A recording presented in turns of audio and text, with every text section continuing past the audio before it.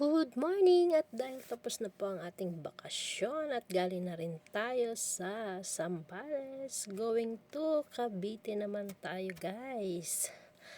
Yes, naghihintay tayo dyan ng bus.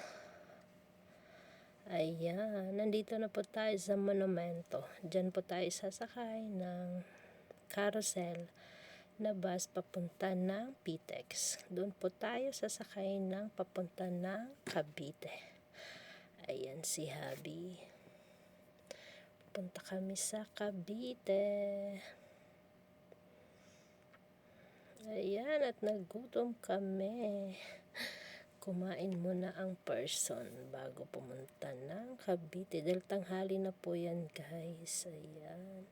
Maraming salamat at huwag niyo pong i-skip please ang ating ads. Maraming thank you at nandito na nga tayo. Ayan, sa General Trias.